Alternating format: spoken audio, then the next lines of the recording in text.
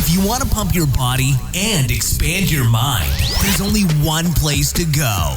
Mind Pump. Mind Pump with your hosts, Sal DiStefano, Adam Schaefer, and Justin Andrews. In this episode of Mind Pump, so the introductory portion of this episode is about 37 minutes long. We start out by talking about the mimicking octopus. Finally. Apparently they're brilliant creatures. Yeah, I've been trying to talk about this for a while. Then we talked about pop culture and meme culture's impact on culture, overall culture. I said culture like 10 times there. Culture.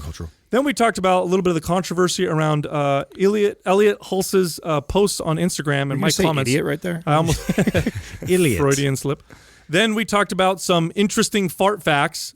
Justin loved that part. Thank you for bringing the science today, Sal. And then we admitted the horrible things that we've done to other people when we were children. Again, I wish we wouldn't have brought this up. Then we get into the fitness portion of this episode. The first question was, if we had to budget $1,000 to build a home gym, what would the essentials be? So we talk about all the things you can buy for under $1,000, put in your home gym, and give you the best results with your home workouts. Now, we did mention one of our sponsors, PRX Performance. Obviously. They make amazing at-home exercise equipment. If you go to prxperformance.com/mindpump and use the code mindpump, you'll get 5% off your total price and a free MAPS Prime program. Also, we mentioned Justin's new pre-workout, Organifi Red Juice mixed with Organifi Pure. Dude, tell me people aren't going to try that out. They're going to love it. They are one of our sponsors. Gotta name it. Organifi. That's right. You guys have your own names. The Kermit and then the Christmas blend, yeah. Yeah, what do I have? The Justin Brain Blend. Justin's Brain Blend. That's lame. Let's work on that. We'll work on it. Anyway, go to Organifi.com/mindpump. Use the code mindpump for 20% off. The next fitness question was, why are there incline presses and flies in our MAPS programs, but we never put in decline presses? Do we have a personal agenda against the decline, or is it just a ineffective exercise? And the next question, traditional stance deadlifts or sumo stance deadlifts, easy for me to say, which one is better and why, or are they both good?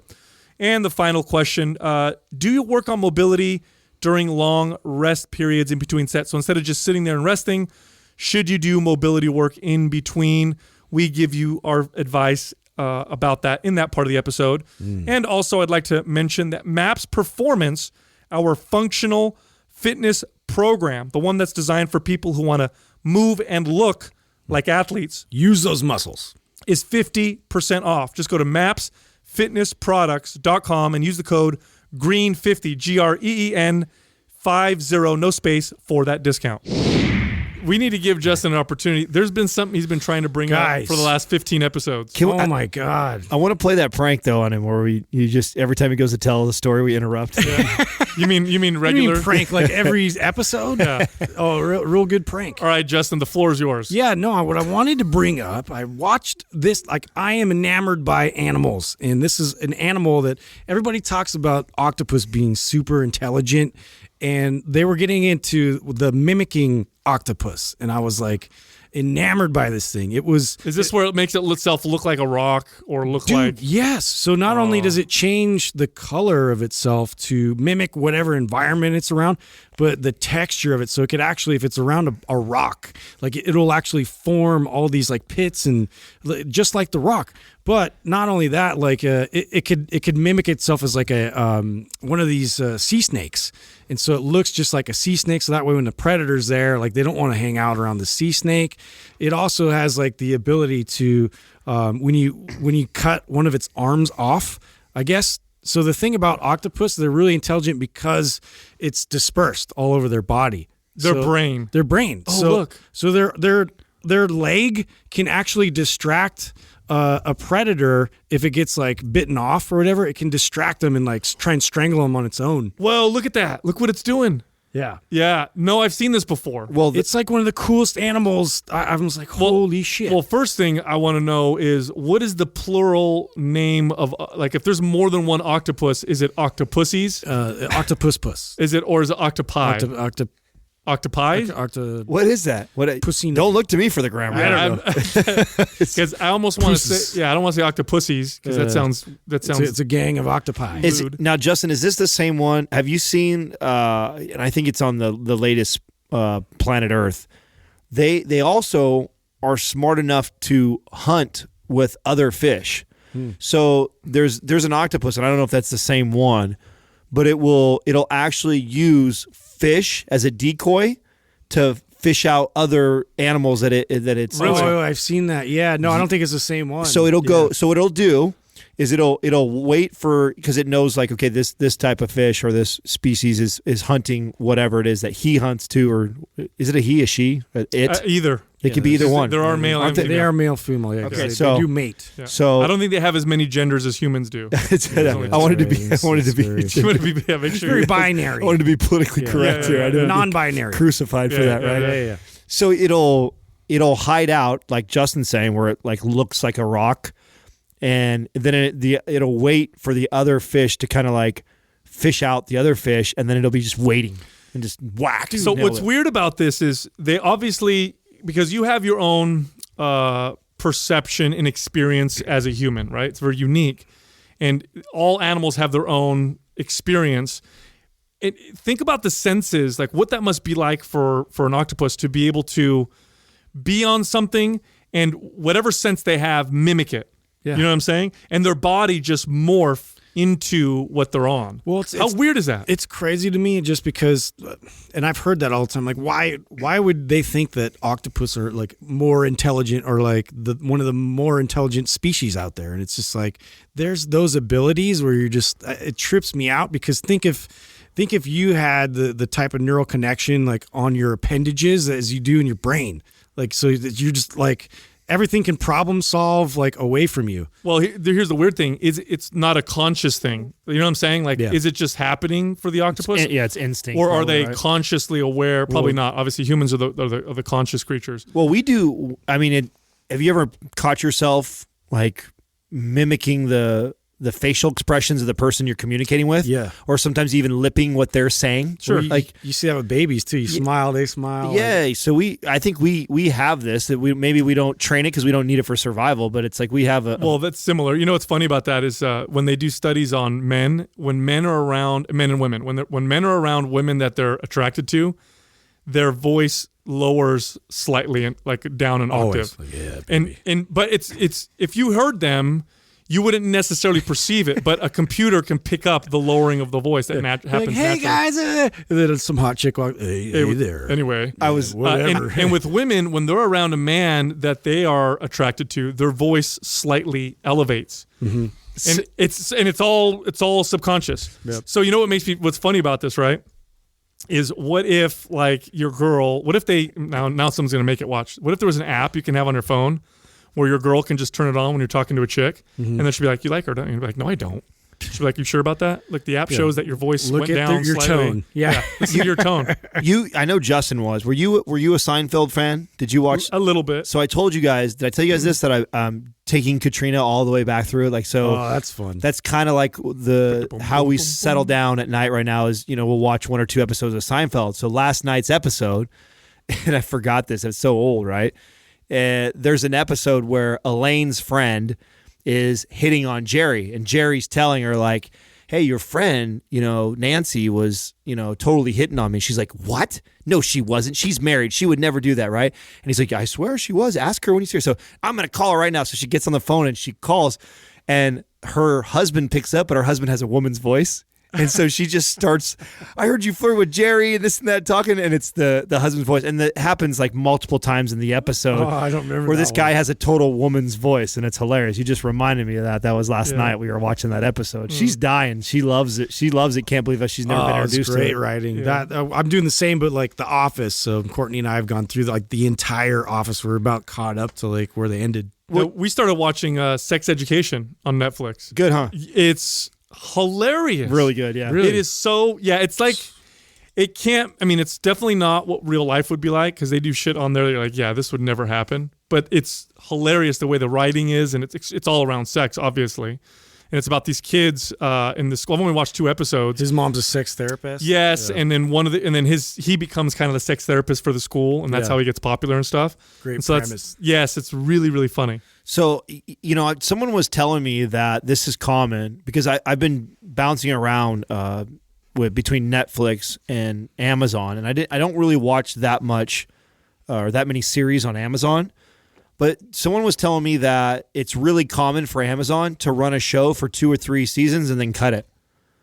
And I wonder if they're just testing it. Well, that's a long test. 3 seasons. Oh, 3 It's seasons. expensive. Yeah. And so I guess they're all seeking that home run. And I remember watching I think it was a TED Talk on this, and they talked about there's like a majority of shows that are quote unquote good shows that perform well enough, and then there's those like one-off like Seinfeld that just off the charts. Mm-hmm. Just for some reason everybody loves it, and every platform is seeking that, because when you get that home run hit, it's something you can carry on for seasons. And so I guess they're notorious for starting a season and just looking to see if it's going to be that home run, and even if it's a good show, you like it, they sometimes cut it. And think about the metrics that they have over the viewing habits of their consumers. Like, you can not only can you see how fast people are consuming, in the sense that,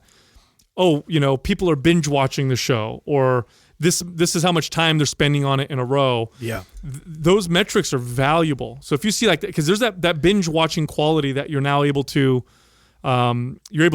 measure, where you couldn't measure that before. Sometimes I wonder, though, because we didn't have the level of metrics that we have now, like when Seinfeld first started. And what was going through my head as I was watching it last night again with Katrina was, man, this was so much a part of the culture when I was a kid, to the point that as I'm rewatching it, I'm remembering I used to bite all of this shit. And my friends and I would say that. Like, that was what if you were a cool kid, you had to be able to roll like that. You had to been up and up on the last episode that just went last just week. Be like, Newman. Exactly. Yeah, you just say something like that. Why did I say that? Right. And you would have to be able to stay up with it, or else you're not cool. You're not up on what's hot and what's trending. And so sometimes I think the culture feeds into the part of it becoming something greater than it just being a hit show. You know what it is now? Mm-hmm. Now it's memes. So like Bird Box. Bird Box spurred and created a huge meme culture around it, where it's all kinds of different things, and it's the picture of Sandra Bullock with the with the blindfold. The Fire documentary that just came out. There's 2 of them, right? One on Hulu, one on Netflix. And you're starting to see and that's creating and spurring on a bunch of memes as well. Did you see the Pornhub one?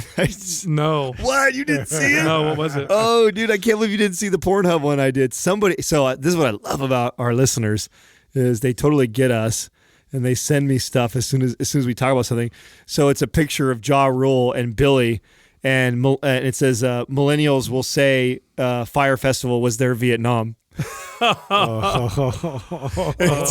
it's a picture of the 2 of them, and they're on a Pornhub thing that says best friends brutally fuck entitled millennials for fun. Oh, terrible. Oh, roasted. That's so good though, dude. Good. But yeah, the meme culture is now a part of that whole thing. Everywhere. Yeah, a part of that entire thing. So, but pop culture has driven American culture for a long time now. Yeah. It's very influential. It drives attitudes. You can clearly see the attitudes of Americans, for example, around homosexuality and gay marriage when Will and Grace, when that show really Ellen, and then Will and Grace, the attitudes towards homosexuality really started to change rapidly, because you had, nice, funny, great gay people on your TVs, once a week or whatever, in millions of households. You hit the main ones right there. What were all the other ones? What were the other ones that really catapulted that? Those were the big ones. Yeah, and Frasier. And Frasier. Yeah. But Will and Grace was because remember when Ellen came out of the closet on her show, and then it got canceled shortly afterwards. Will and Grace, they were openly gay, and that was part of the show. Yeah. And it really changed people's attitudes. Same thing with like I Love Lucy. That was the first televised interracial relationship. That's right, yeah. Because he was Cuban and Cuban, right? Wasn't he Cuban? Mm-hmm. Yeah, he was Cuban, and she was obviously, white American or whatever. And so that was kind of risky and different. Showing people sleeping in the same bed, that was a big deal at one point. Well, in the real world, when that first came out, like Puck and all that, and like how they highlighted people like that didn't. They had all these stereotypes going in. It was almost like they sought out the most like polar opposite people they could and just stuffed them in a house and gave them a bunch of alcohol. That became a thing for a long time. Yeah, it's now I wonder if pop culture driving culture it's you start to get pushback sometimes, don't you? What do you mean? Do you guys feel like that? What do you mean? Like if you feel like they're pushing too hard with certain things, people start to kind of pull back.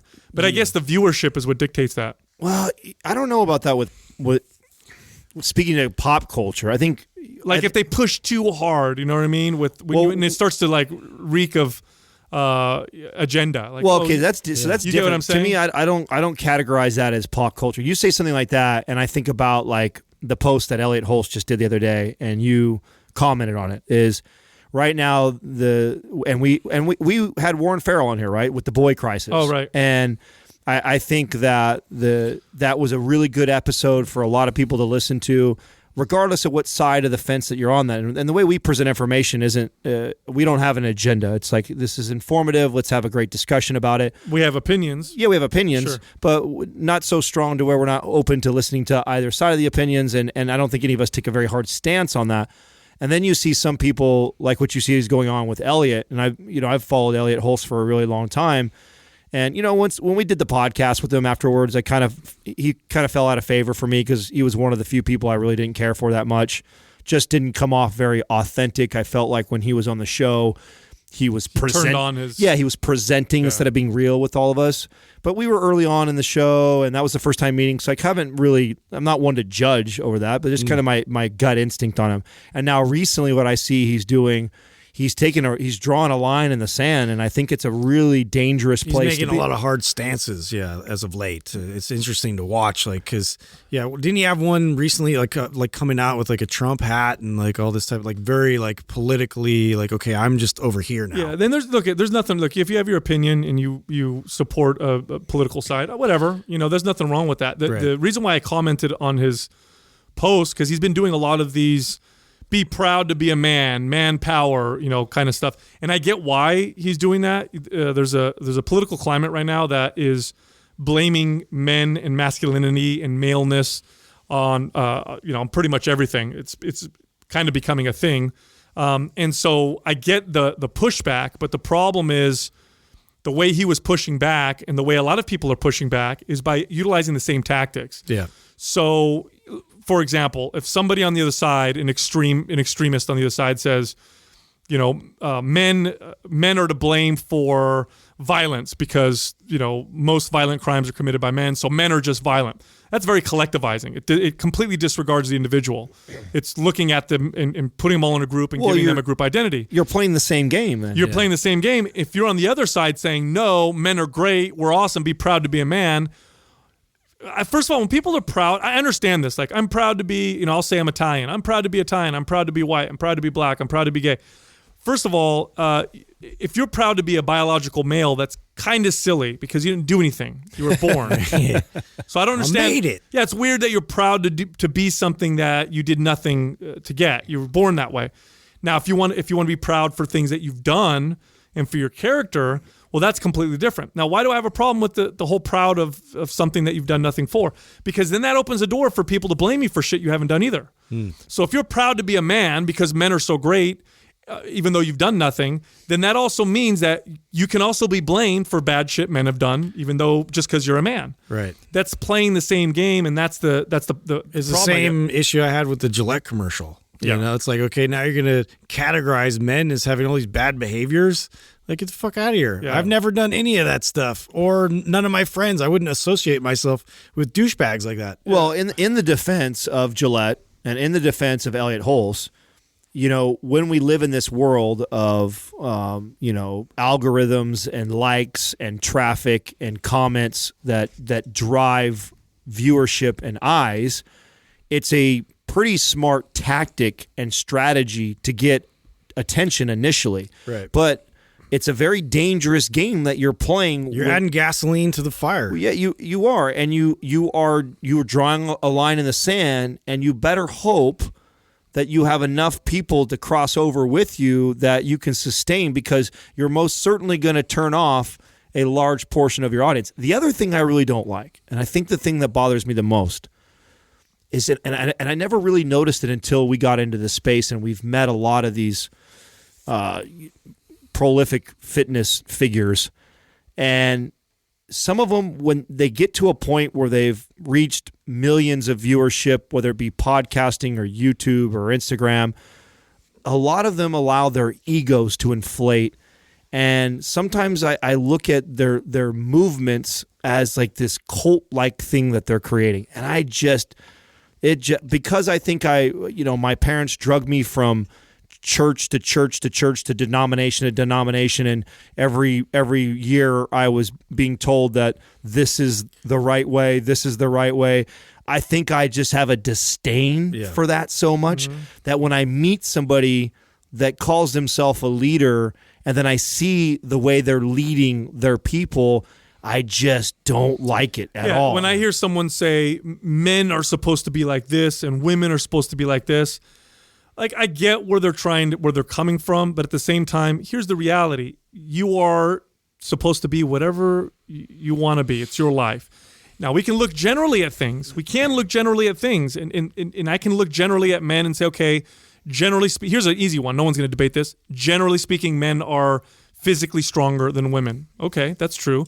So now you've got some dude who's like, I'm a man. That means I'm stronger than a woman. And then he gets his ass kicked by Ronda Rousey. Yeah. Like, that's what I mean by individual. There are outliers. Yeah, that's what I mean by individual variance, and that's a very clear one. That's an easy one to see. And what ends up happening, I know what's happening right now. What's happening is it's a pushback. You're having all this stuff being blamed on men, and men are bad, especially white Christian men. Yeah. In fact, to the point where it's totally fine if you were to write a media piece and say white men are to blame for this. No one's going to care. Nobody's going to give you that much. You're not going to get kicked off any platform. If you were to say that about anybody else, it would be considered racist or sexist. And so what's happening is they're getting pushback on the other side as an extreme type of pushback. And you're getting these two extremes. One is not right. That doesn't make the other one right. You see what I'm saying? Yeah. And so his approach, I think, is I don't think it's the right approach. I think the right approach is more like, look, collectivization is wrong. People are individuals. There are these general things about men and these general things about women that are true when we look at the whole. People should be free to do what they want. Let's respect each other. And if you're going to be consistent with your ideology in the sense that, again, I don't like collectivization is the language of Marxist. It's the language of racists. It's the language of tyrants and extreme feminists and misogynists. Collectivization is wrong, always wrong, because people are individuals. They all are individuals. You give people the and when people identify with their group, that's when shit gets dangerous. Well, you should explain to the audience that doesn't understand what collectivist means, because I think you chose a very calculated and intelligent post to comment on. I'm a little more emotional and reactive, and I was ready to lay into him when he commented under your post, I think earlier in the week when you posted a picture of the three of us when we were doing the Four Sigmatic mask. The facials. Yeah, and he wrote under women. Yeah. And like my instinct from that is like, that's like you're calling like it's an insult to be a woman. Yeah, right. So right away I got defensive, and I wanted to say something, and it's your page, so I didn't come on and whatever. I mean, I'm not easily offended, so you could call me whatever, joke around. Yeah. I like that kind of stuff sometimes, and I'm not going to call the kettle black because I can be when I joke around with friends, I could be abrasive and. I don't like when people. Yeah, but that was a shot across the bow. That wasn't a friendly jab. Sure. I talk shit about you two all day long. We talk shit with each other. Yeah. You certainly do. But when you come into my sandbox and you start kicking sand in my face and we're not friends, that's not a smart play at all in the first place. So I was already riled about that, and then. That's what caused me to go look at, what's this guy been posting about for the last couple weeks? If it was funny, it'd be different. Right. Yeah. Then I go, look. Work on that. Look at this cult leader right now who's talking shit. Probably not a good move, kid. No, I don't but it's getting him followers, and it's getting him a lot of attention. So and he's going for it, and he's identifying with it. A lot of times you see these guys that identify with that, like that manpower. Yes, we are, and I get that. I get some of that. Like, but what does that scream to you? Oh, it screams insecurity, poor relationship with your father, or you didn't have a dad, or and I don't know what his history is with that. So I'm not talking about him in particular. I'm just saying when you see that, a lot of times it's you're screaming out your own insecurity. The most secure men in my experience. They don't need to go out and boast about it. a secure man is a guy who, like when Adam painted his toenails back when he was younger, he'd go to the pool and he'd get attention from girls because girls are attracted to confidence. And it wasn't because he's trying to be a girl or any of that. You're just confident. You can get away with it. That's what real confidence is. That's being yourself. That's exactly how I felt when he commented on the face mask that we did, is that we're all secure enough that we can have fun and play with something like that. We are sponsored by Four Sigmatic. They have a face mask out. We're not going to hire some girl to put it on her just because it's a face mask. It's like, fuck it, we'll put it on. We'll try the product. We'll talk about the product, and we'll have fun with it. You know what I'm saying? And that was because we're secure. Yeah. And so for another man to come on there and throw a jab like that to me just screams, you're the insecure one, that you feel the need that you have to say that. Yeah. But I don't have any problem with male bonding and guys doing things that they consider to be guy things or anything like that. But I agree. There's a lost art there. For sure. And I agree with some of the points he's making. Absolutely. So I want to make that clear. I think I know what he's trying to say. It's just the way he's saying it is. I don't think just it's needs right. to work on his delivery. You got to look. You have to be careful when you start promoting, and even if it feels right to you, like we're us over here. Be proud to be this one thing that you're a part of because it's a group. That automatically separates you from everyone else. You start to adopt the characteristics of the group, and you start to lose your identity. And again, this is the language of movements that has caused lots of problems in human history. This is the language of Marxists. When you're a communist, it is Communist Party above all else. And this is how they killed people. This is how they imprisoned people. And again, this is racist. We are white, or we are black, or we are Mexican. The group mind is a dangerous thing. Or we are men, or we are women. Women power. We're the only. It's like, okay, everybody relax. Well, if you haven't if you haven't read the post, I think you responded incredibly. I think it caused a bunch of conversation, which I think was really good that people did. Now, do you think because of that post he did, because of your response to the conversations that happened after, do you think he's going to back up a little bit? No. Oh, you think keep coming hot? You think he's going to double down? Keep coming hot. He's going to go harder and harder. But whatever. Teach their own. I said that. Camp. I said that one thing, and then that was it. It was cool. Got a lot of likes on it. So no. I like when we do stuff like that. I think going and talking shit or calling a name is weak. I think having a conversation, though, about a very touchy third rail topic right now is a very healthy thing for people to. And I think his post, I think his intentions, I think they were good. Mm-hmm. I think what he's saying, though, and the way he's going about it is not ideal. And I think you pointed that out very well, and then you created a very good conversation. I don't know when I was just checking your fellow peers. Yeah. It's letting them know we're watching, and like I know there's what you're trying to say, but I would hope that you would say it a different way. It's like a subtle mind pump Sal flex. Yeah, exactly. A little flex. I remember as a he does it kid in the mirror all the time. My dad used to tell me that, like, be proud of something you did. I can definitely find myself identifying with my heritage because I grew up in this culturally Italian family. But my dad would tell me, like, be proud of what you do. You know what I mean? So, to say I'm proud to be a man because I was born a man. That's weird. What the fuck? You didn't do anything. You were born. What are you proud of? That's such a good point. You know what I'm saying? Yeah. Anyway, let's change subjects. This is fun. I got a post here. I think Justin would really enjoy. Please. Yeah, he'll enjoy this one. Lighten it up a little. So bit, this was actually in one of the science people that I follow on Facebook, science pages. Okay. And it's the title of it is these are fart facts. Oh. Yeah. Oh, you got my attention. Yeah, fascinating fart facts. Great transition. Isn't that great? Yeah. So it talks about like why farts smell in the first place. This is because of the gases from the bacteria. We all knew this. The worst combination of gases in terms of smells. So check this out. The average fart, I didn't know this, was made up of 59% nitrogen, 21% hydrogen, 9% carbon dioxide, 7% methane, and 4% oxygen. It's that methane, right? That's the one that's the determiner of the stench. It's the hydrogen sulfide. What? Yeah, so you have a lot of that. It's fucking guys. It's just killing. But here's the crazy one. That's a misconception. So what do we consume that converts into that? Lots of fiber. Fibers from vegetables and stuff can make that happen. And if you have food intolerances. Broccoli farts are real. Yes. So it says, this is interesting. There's this guy who apparently studies flatulence and has done for decades. His name is Michael Levitt. What a job, right? Yeah, I know. Do you go to college for that? It's like, hey, Mom. I have no idea.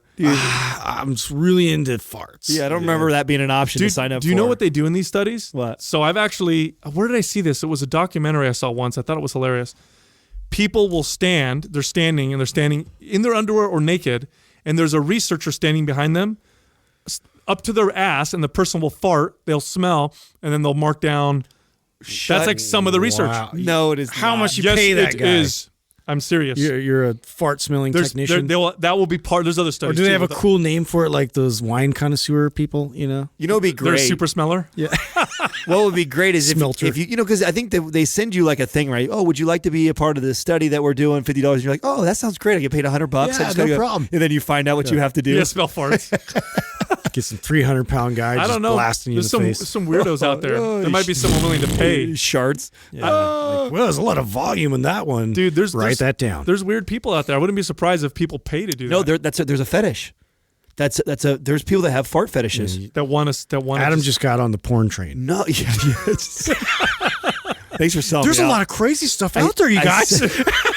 I shared You this. sound like, yeah, dude, we know. Look up I cake farts. shared this in confidentiality over here, and you just put me on Front Street right now to try to kick up my Pornhub. How funny is that? You guys are talking about reducing your addiction to Pornhub. I'm like trying to. We've been reducing. I'm being introduced to it, trying to figure. Wow, look at this! It knows me. It only takes. It remembers Yeah, me. I'm telling you, it only takes about 4 weeks, and that shit figures you out real Bro, good. you got to learn how to erase your tracks, dude. Yeah, dude. You don't want to leave that up Clear there. history. What the hell's Always. wrong with Clear, you? clear, clear. Yeah. But anyway, so according to this expert on flatulence, women's farts smell worse than men's. I knew it. Yeah. Really? Yes. That's what it says. Dude. And he says it's because Justification. he says he thinks it's because they have a higher hydrogen sulfide content due to a more plant-based diet, because women tend to eat more vegetables and stuff. There goes the myth that they don't fart. Yeah, well, of course they do, bro. Yeah, I know. But they I've always been told that. yeah, but they smell. You know what? They smell bad. They hold it in for way too long. Farts are technically flammable.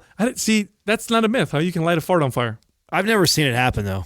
You haven't? No. Oh, I've been able to do it once. No, way. you didn't. Over an open flame, dude. Try it. Swear to God. But you have to have like a substantial amount. You can't just like weakly get it out. You have to really bust it out. Are you serious? And what did it do? So paint the picture. Where was this, and how did this operate? Okay, so of course, this is in college, and we just get bored and do stuff. Like I shot an airsoft gun on my friend's nuts one time. What? Just because he was like, It was What? it was the era of Jackass. yeah, it was the jackass stuff. Like Were they bare nuts? he was or- like, or- oh, this hurts, and then he's like, no, it hurts, sucks so bad. I'm like, I'm gonna shoot you in the nut. Like, and then I convinced him to do it. And Wait, was he bare nut or he was was he? bare nut? So I he- shot, like point blank. He bare nutted. Wait. He bare nutted. It was the worst. I was like, and you I can't believe it. You put the I just didn't think he would go through with it. That was like a test, and he did. Is this one ball pat? Is that what happened? That would make a lot of sense, but no, It's not one ball pat? It's not one ball pat. No, it's my other friend Ed. I just threw you under the bus, Ed.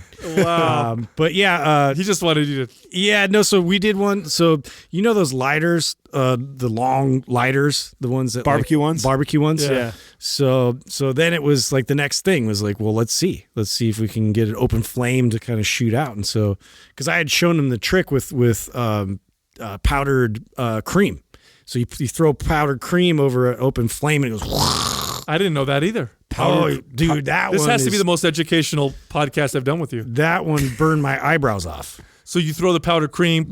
Yeah. Wow. Okay. Wait, powdered cream. What do you mean powdered cream? What is Creamer. Creamer. Oh, It is like for coffee? You dump it over the top of an open flame. It is like the most crazy fireball you get from that. What? Yeah. I had no idea. You know what I have done is and Science. I know I'll get in trouble for this because I know it's not good, right? Have you ever melted a plastic milk carton before? No. So What? Yeah, it just all collapses. That's the Or no, coolest it thing. blows No. up. no, if you light a plastic milk carton, it'll go soup, soup. It makes this crazy sound every drip as the plastic I've seen drips. that, And yeah. I know we're gonna get crucified for that. No way. Oh, here's people lighting their farts on Here, fire. yeah, watch. Yeah. Brr. Yeah, they usually throw their legs up over their head. Oh, and do it shit. that way. So what if? Oh, Yeah. Oh. The worst part though is I've seen somebody do that and it sucked back in.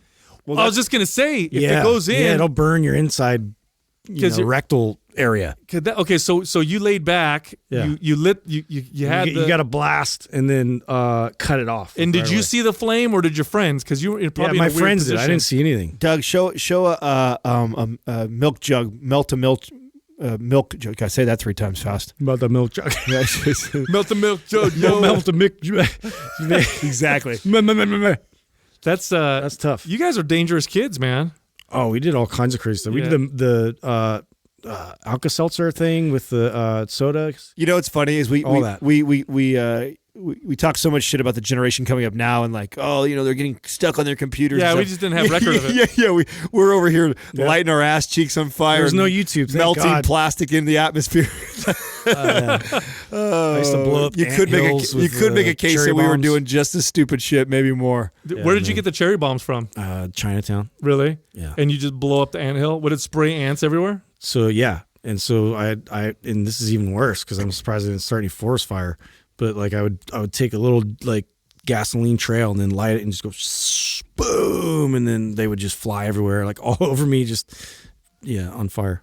You guys are bad Yeah, it kids. was bad. Yeah, we used to use a magnifying glass and catch them on fire. Oh yeah, that was That's classic. typical boy stuff. That's classic. It's like you have to teach your son. You want to that? know what you Is want that like teach Pull your son all the well? legs off of like every insect. Yeah, Oh, you guys want to know what I did that I still to this day feel so bad about? Like the worst.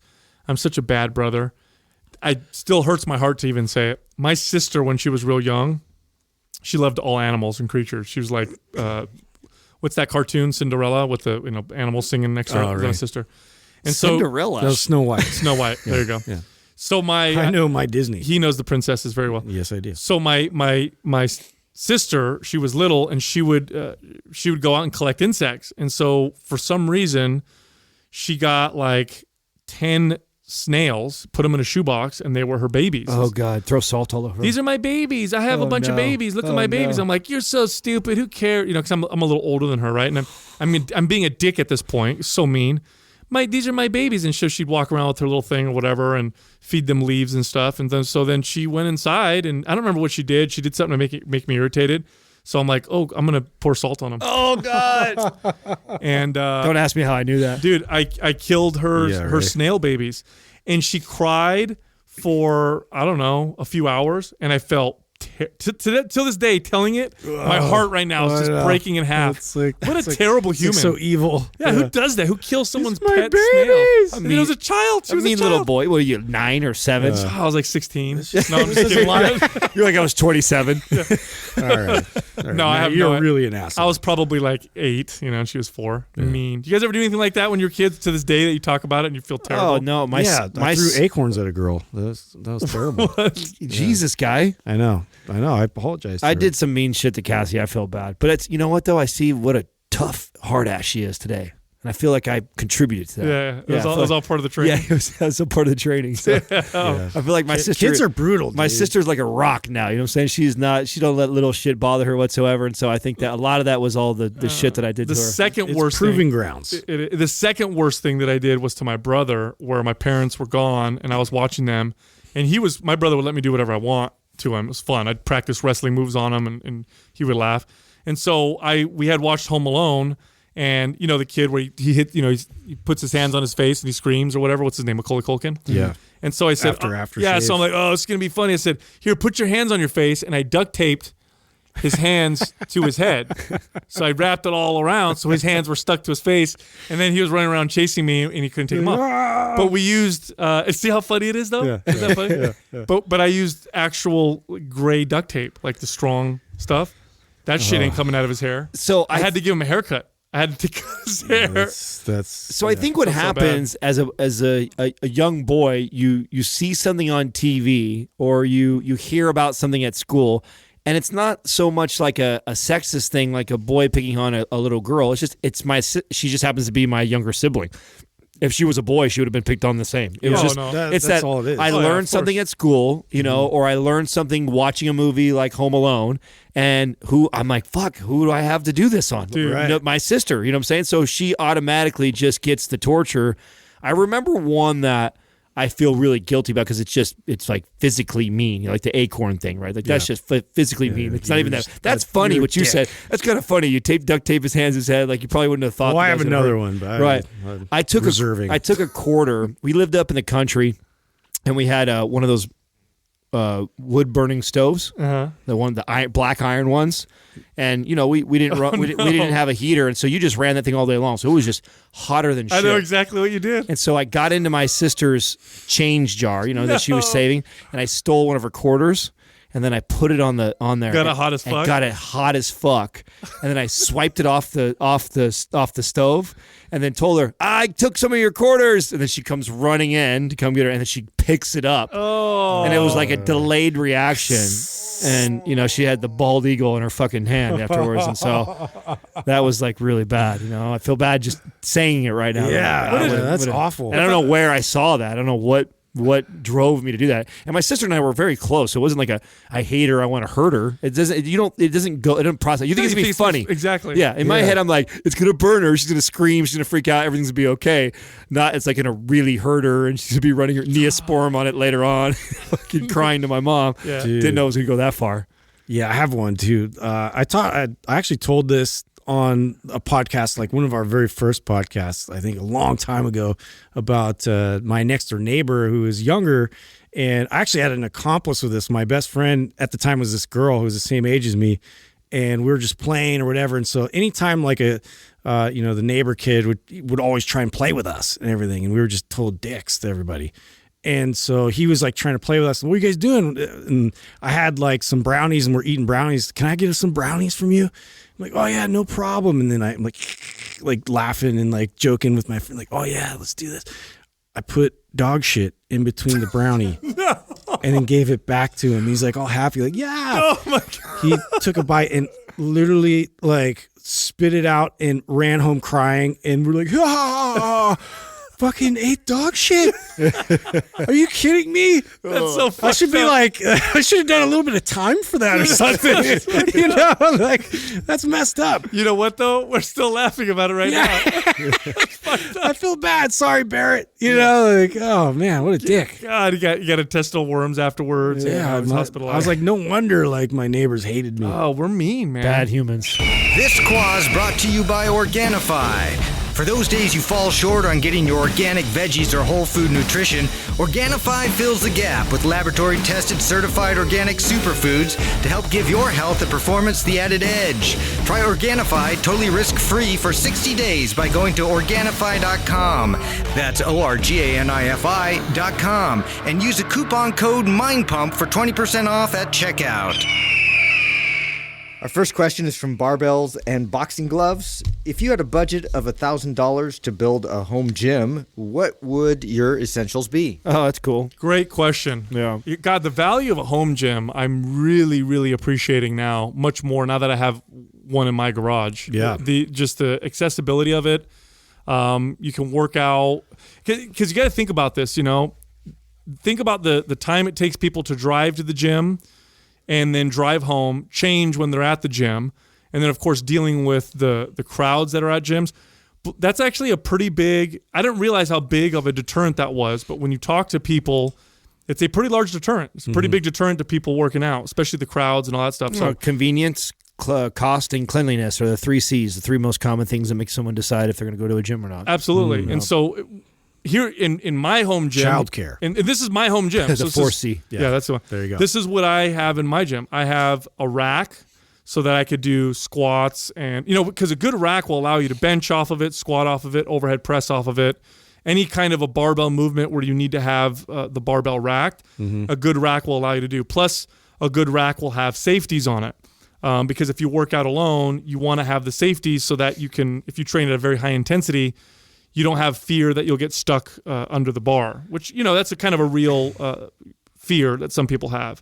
An adjustable bench would be the next thing to have, something that can, adjust up to incline so you could do all your different variations of presses. Now, you can get away with just that. You can get away with just a cage, a barbell with weights, and an adjustable bench. Well, the first thing I think about when I hear somebody that has like $1,000 build your at-home gym budget is PRX and what they offer. Because if I'm sure this person has $1,000 saved and they're like, okay, I want to spend $1,000. What's the best equipment I have? I would spend less than that and make monthly payments and get your whatever you want. Stretch it out. Yeah, stretch it out over the next year and make payments towards. And their racks are the thing I like about the PRX, because a squat rack will take up a certain amount of space, and some people don't have that kind of space. Yeah. The PRX rack folds in and out. Yeah. So it goes it's flat up super against the wall. convenient. I was super stoked on the one I got. And what's great about it too is, not just that it's like out of the way and you can actually save that room still. If you don't have a garage, like I don't have a garage. So that was a very important thing, was to be able to also still have it function as a room. But just having that helped, because that's like the foundation of most all workouts for me. I'm like, I have to have a squat rack. I have to have the ability to squat, bench press, overhead press, and then deadlift. And so one thing I had to add was I actually stole the kettlebell platform from in here and then put it there, which was great. So now I can deadlift heavy and I'm not worried about my floors as much. So that was an addition. But, being able to rack all the weights and everything on the wall keeps everything out of the way. But now I have the ability through PRX to add in like certain features. Like, so I have like a landmine attachment that I just set up with that. And then it's like, you can start looking at like more accessories, like the further you go, into it. So it's like, you have options. You start with just your meat and potatoes of like the squat rack, the weights hanging on the wall, like those main things. And then, you can look at getting dumbbells or whatever later, or just what the essentials are that your workout requires. Dude, for most of my workout history, so I've been working out since I was 14. All I've worked out with were a rack, barbell, dumbbells, and adjustable bench for most of my workout history. So I started out that way as a kid. Although we didn't have a rack, we just had the old school, bench. The old school bench that you would get, you could buy at the store, and you just put your barbell on it. So I didn't have anything to do squats with. But then later on, I managed gyms. I worked out in gyms, and then for a lot of my career, I owned my own personal training studio. And when I opened my studio, it wasn't a massive facility because it was only for personal training. And I thought to myself, like, I only want to get the stuff that I think is essential. I think most machines are, especially for the average person, largely a waste of money and time, and they take up a lot of space. My personal training studio was barbells, dumbbells, adjustable bench, squat rack, and I had one cable machine, kind of like a, what's that called? Universal? Not universal, but the... Free motion? Free motion, thank you. And that was it. And me and all the other trainers trained all of our clients in there, and we had a very successful business doing so. And now my workouts are in my garage, and it's just barbell, dumbbell, barbells, dumbbells, adjustable bench, and squat rack, and that's it. I don't use anything else. I think machines are fun. They can be great, but if you have those things, you can do anything you want to do.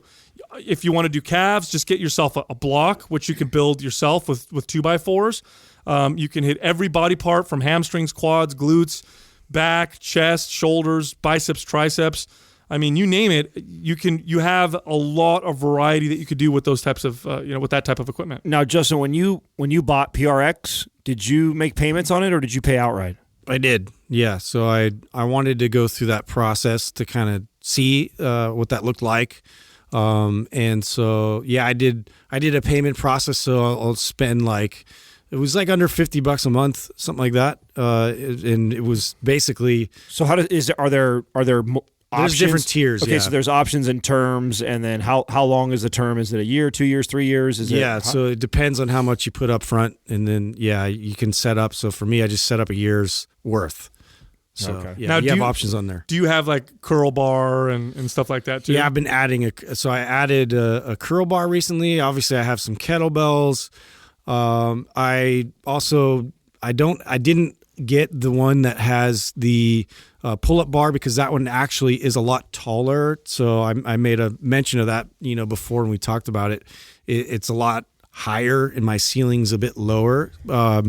But I have another part of the in the room. I have hanging some Olympic rings, so I get my pull-ups and dips with that. But I also just purchased a dip attachment to the rack, so nice. It's just cool, dude. They have a lot of options. They also have one that's like for lat pull down, so it has a cable that you can actually attach to a weight and then pull So you from put the some rack. plates on there? Yeah, which I thought was a cool thing Yeah. I might look into. Now, at some point, Adam, are you ever going to look into? You've talked about flirting with having stuff at home. No, if I didn't have the Camaro in the garage, I would. So that's what would take up my gym space. I don't have really room in the house. So we have 3 rooms in our house.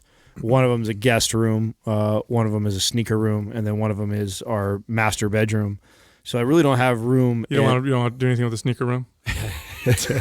Don't mess with my sneaker room. Put a gym in there. no, Something important. We don't want to do that. Don't want to do that. No, I flirt with it back and forth. I mean, so the audience knows. I mean, I literally live 8 minutes away, so I don't have to get on a freeway to this place. I'm 8 minutes from our studio, so I live the close. Oh no, actually, Doug lives closer. Doug's like a block or two, which is probably why Doug and I haven't invested in the major gym home yet, is because we're so close to here that I can come back. Now, I also don't have kids. So if I had kids, that might change the whole game for me, because I could totally get how that could be a pain in the ass. Like, you guys don't want to come back here after you've left. After you've left work, you're not trying to come back here. You're probably spending time with your kids, and they tend to probably dictate your evenings. And so I could see having a garage gym or at-home gym being something. So I definitely wouldn't knock it, because I could for sure see myself Here's the other thing. getting it later. Here's the other, speaking of kids, you reminded me of this. Here's the other thing that's good about having a home gym, if you use it, by the way, you got to use it, is you start to develop a culture in your home around exercise. Yep. That's kind of what happened to me. My weight set when I was 14 wasn't mine, it was my dad's. And he would go out and lift weights. And that's what spurred the idea on for me. And that, I think, is an important thing. So if you're now, to be clear, you can create this and not have a home gym. You could bring your kids to the gym.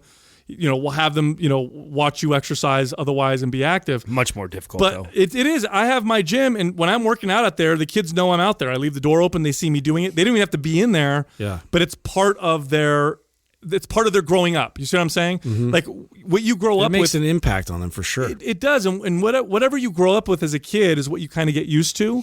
And I would like my kids to get used to fitness and exercise being kind of, they're around it and they're part of it. And I feel like it'll make it more likely that they make it a part of their life as they get older and they get their own place as well. Yeah, Justin, with your home gym, like, what does your routine look like now? Is it because I know when you work out at a gym, you got to get clothes, drive there, or whatever. You mastrabate first before you get going? Yeah. Yeah, I make sure that I get all that accomplished at a time. Yeah.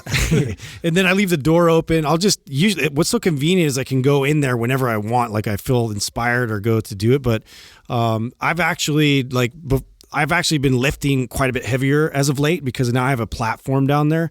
So for me, like, I used to do like a pre-workout with coffee and make sure I get spiked with that.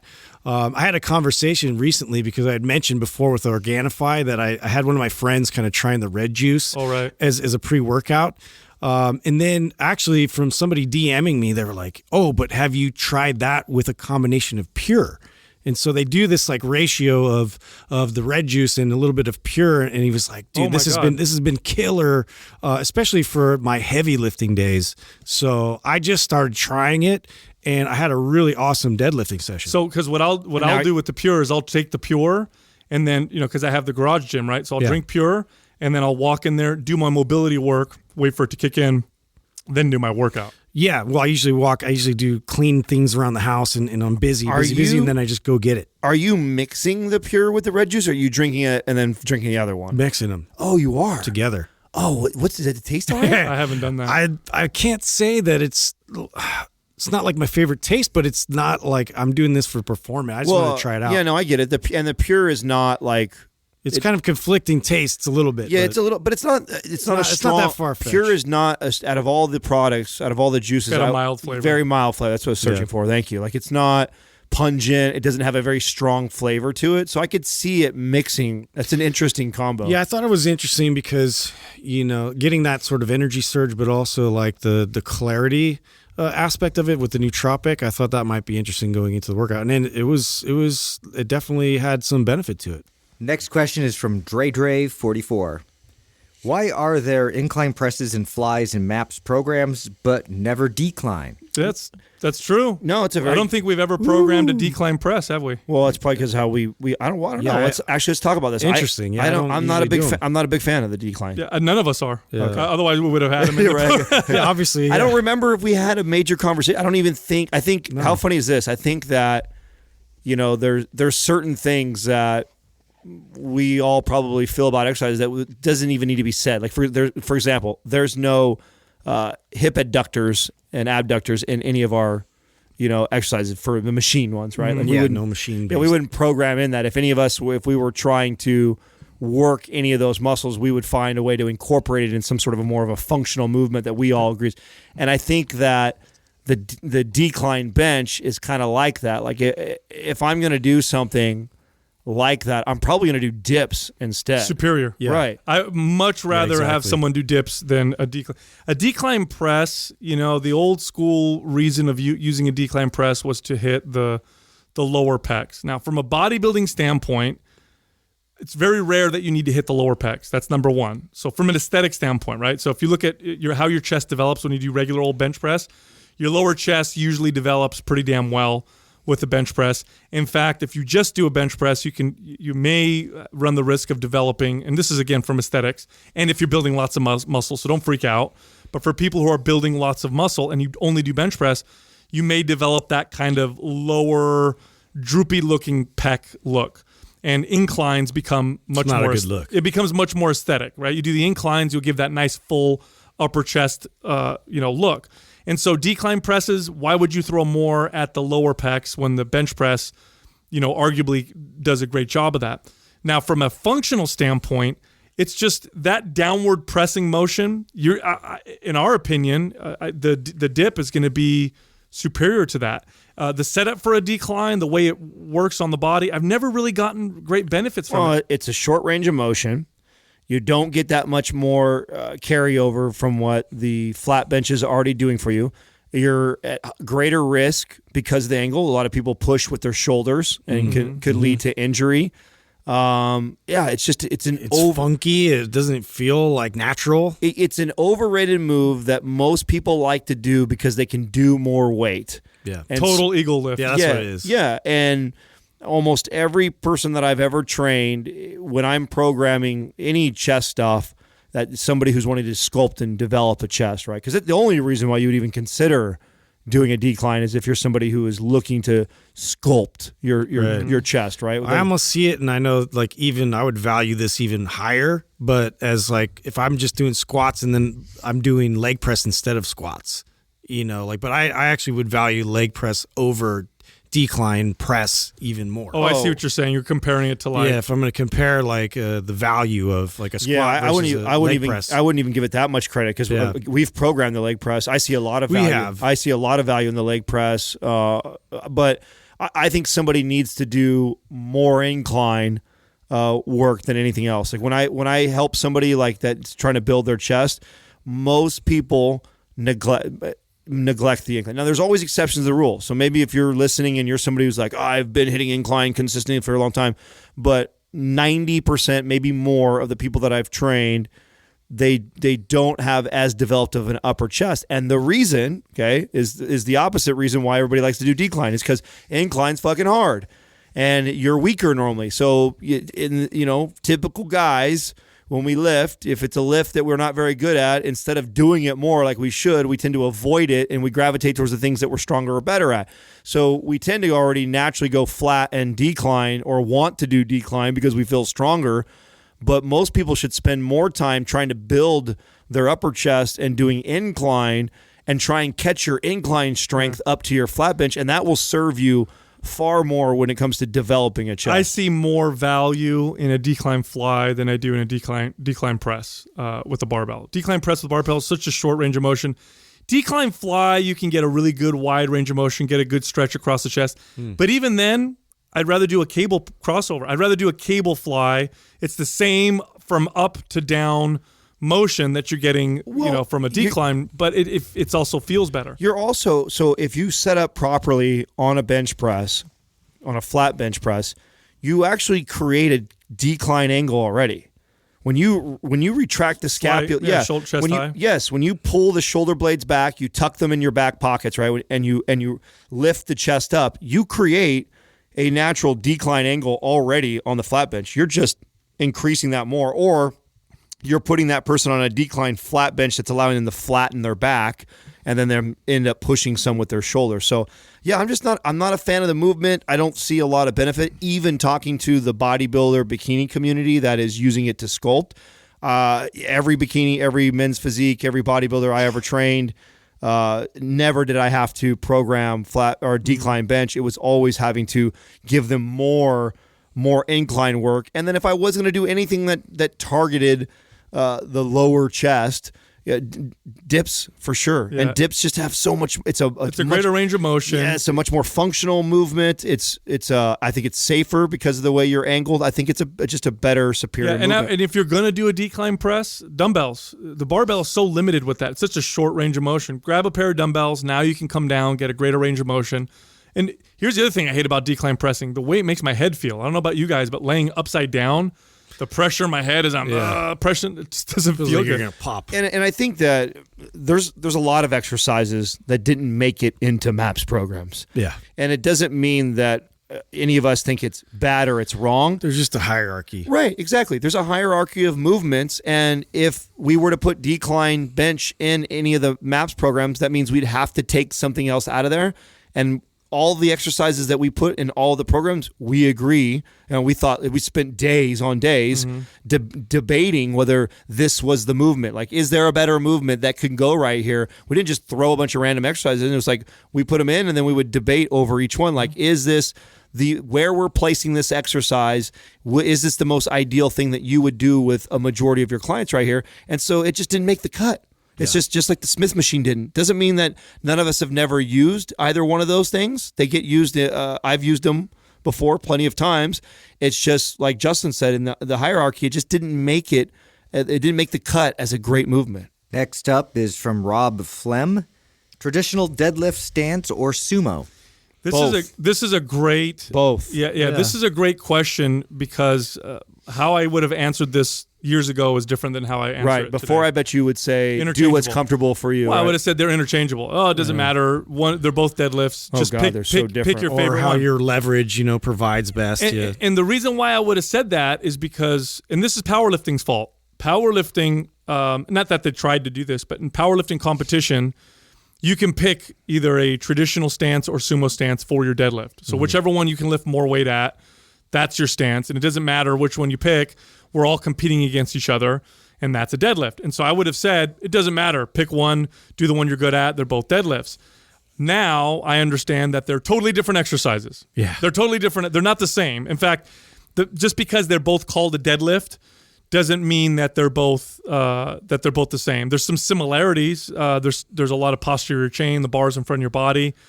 But one, your legs are really wide. Your hips get lower in the beginning of it. Your muscle activation is very, very different. The other one, your stance is more narrow, hands outside your legs. You got to do them both if you want the benefits of both. So what I typically recommend to people who love to deadlift, and you're going to deadlift the way you like to deadlift, probably more often than not, do that one, and then every once in a while throw in a cycle of the opposite or the other style of deadlift. I did. This is how I got my, years ago when I was able to pull 600 pounds, which is the most I've ever pulled. One of the ways I got my weight up to that was I had to switch to sumo for a while. I don't remember where I got stuck. I think I got stuck at like 580 or 575.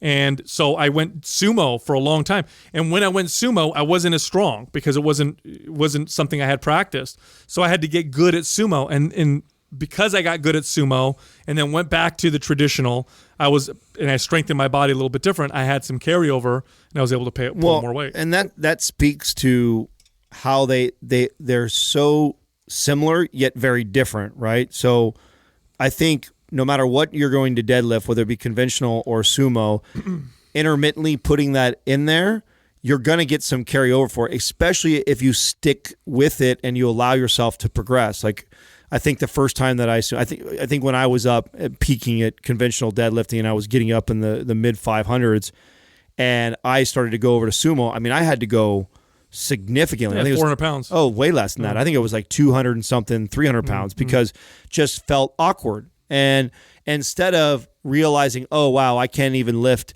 50% of this and bailing on it and saying I'm done with it's not for me, my body, it doesn't work for my body, I don't want to do it, I'm not as strong, I look like a wuss in the gym when I could normally pull over 500. No, I stuck with it and I allowed myself to push all the way up until and I think when I got with my sumos, I got up into the 400. So you've touched this before, Sal.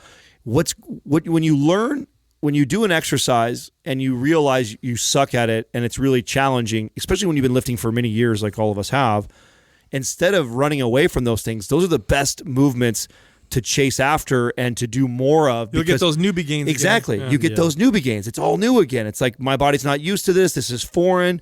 And so I'm burning more calories. I'm building more muscle. My body is changing. And that's where the real carryover that you talk about comes from. It doesn't come from, every once in a while do a set or every once in a while do some sumo deads because you do conventional time. It's like, no, stick with sumo for a while then if you suck at it and let yourself progress. So stay there for weeks on weeks and get good at it. And once you've gotten really good at it, then you can go back to your conventional and then you'll notice the carryover. That's the beauty of different stances and different grips. It really does provide a whole different sequence, and firing sequence that happens and has to take place.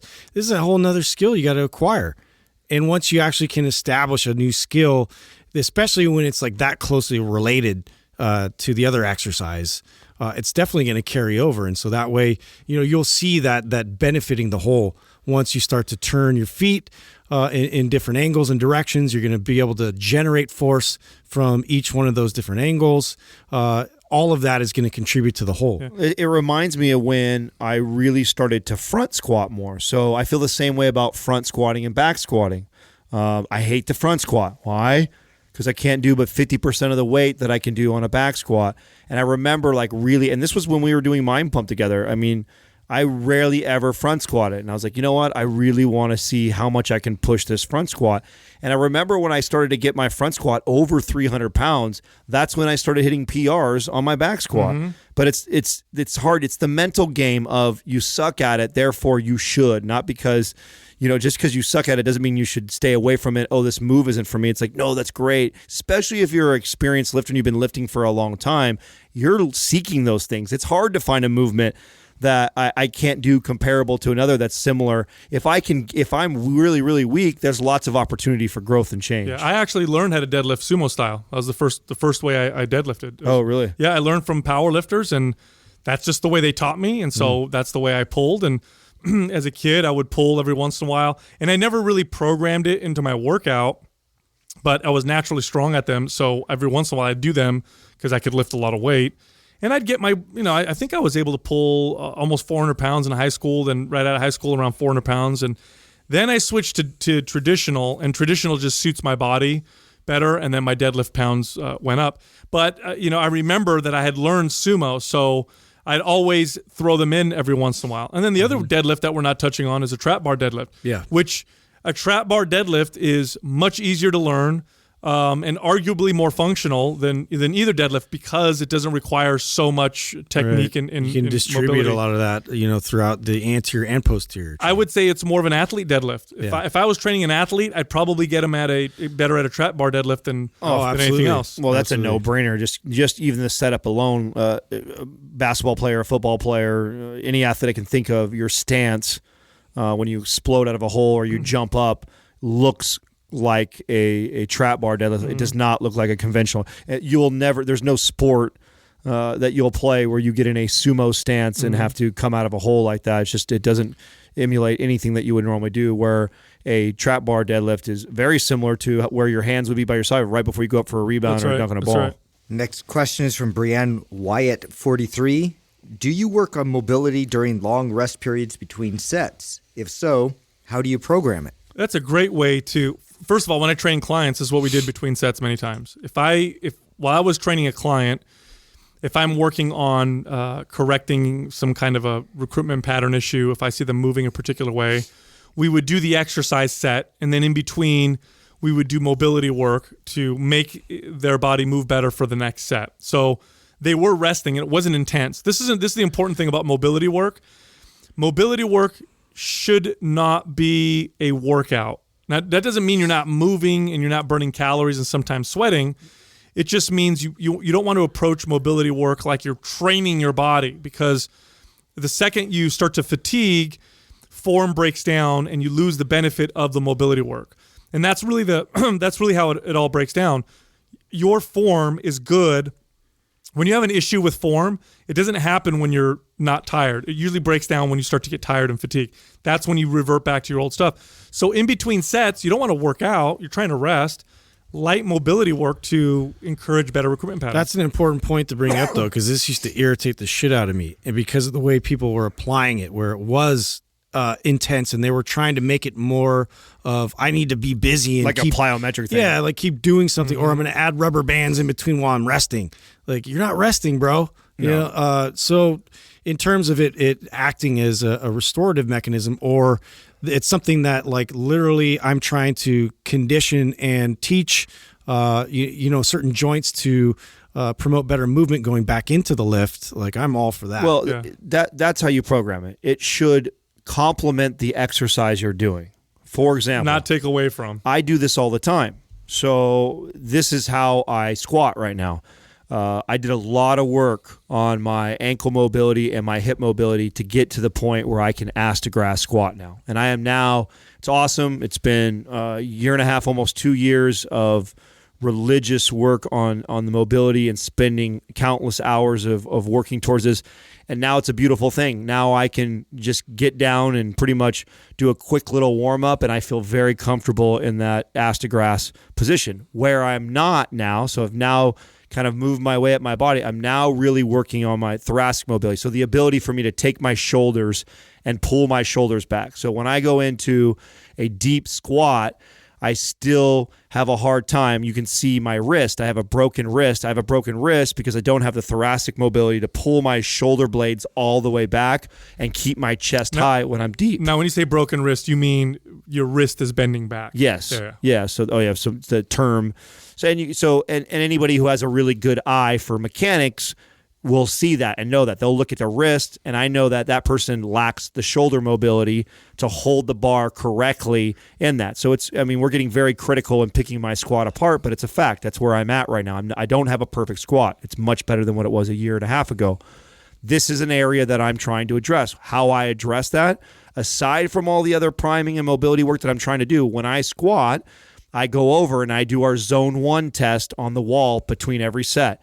So, and our zone 1 test is me focusing on bringing my head back into that neutral position, pulling my shoulder blades back, and then being able to kind of tuck my tailbone in our MAPS Prime. And so I'll do 5-second holds, and I'll do that for 5 reps, and then I'll come back to the squat, and I'll do that. And it makes a world of a difference. I can feel the way I hold the bar. I feel better and better. So, and when I was working on my ankle mobility, it used to be the combat stretch in between every squat. Mm-hmm. So the first step, and this is why we created MAPS Prime, and this is shameless plug, whatever, but this is why we did this, was for you to take the compass at home, take the test, find out all the areas that you fail, and use the compass to allow it to tell you, okay, Adam, you failed zone 1 and you failed zone 3. Okay, well, here's the mobility and corrective exercises that you need to be doing. Okay, beautiful.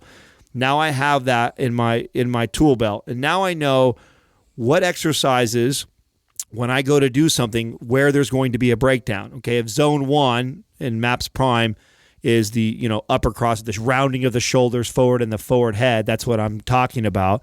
If that's my problem, and in our program it tells you specific exercises you should do for that, I'm going to do those exercises do those mobility moves between exercises where that breaks down in. It doesn't make sense. It doesn't make sense, but it wouldn't be as advantageous for me to do that doing leg extensions, right? If I were to be doing leg extensions and then going over and doing zone 1 test, it's not going to hurt me. It's still good for me. You still get some benefit, right? But you're not benefiting the exercise. Right. And why I like to do this and why I like to program this way is it feels good to get the immediate feedback on the work that you just put in. Yeah. If you go do a zone 1 test and then you go... Now we're talking about performance. Right. And you go do a zone 1 test and then you go do a leg extension, you're not going to feel the improvement on the movement because they're disconnected from each other. But if you're doing a barbell back squat where a barbell is on my back that requires good shoulder mobility, and I'm working on my shoulder mobility in between sets, I can actually measure the progress. Oh shit, wow, when I do that, I feel better. And it's very encouraging to keep me going. That is what kept me going on my squat mobility and how I got to where I'm at today. Now that also being said, you do need to give your body time to do nothing also. And so the way you would typically work this is, let's say, like Adam did a really hard, heavy set of squats, then he does his priming in between. Then he's probably going to give himself a good 20, 30 seconds of nothing, get into a set. Now, why is that important? Because you do want to have a period of time where you're doing nothing to get your body to completely replenish its energy stores, and then you can maximize the strength effect from the workout. So, and I want to make that a point because I think what Justin said earlier is very important. People tend to move in between sets and they'll say, oh, it's mobility or whatever. In reality, they just don't want to rest. They want to keep working and turn their weight workout into a cardio session, which then you're not going to get any of the benefits of the resistance training. You'll get some cardio, in which case you don't need weights for that. You can go get on a machine and do your cardio there. So with that, look, go to mindpumpfree.com and download any one of our guides for free. Actually, you can download all of them. They cost nothing. You can also find us on Instagram. We have individual pages. My page is Mind Pump Sal, Justin, Mind Pump Justin, and Adam is at Mind Pump Adam. Thank you for listening to Mind Pump. If your goal is to build and shape your body, dramatically improve your health and energy, and maximize your overall performance, check out our discounted RGB Super Bundle at mindpumpmedia.com. The RGB Super Bundle includes MAPS Anabolic, MAPS Performance, and MAPS Aesthetic. 9 months of phased expert exercise programming designed by Sal, Adam, and Justin to systematically transform the way your body looks, feels, and performs. With detailed workout blueprints and over 200 videos, the RGB Super Bundle is like having Sal, Adam, and Justin as your own personal trainers, but at a fraction of the price. The RGB Super Bundle has a full 30-day money-back guarantee, and you can get it now plus other valuable free resources at mindpumpmedia.com. If you enjoy this show, please share the love by leaving us a 5-star rating and review on iTunes and by introducing Mind Pump to your friends and family. We thank you for your support, and until next time, this is Mind Pump.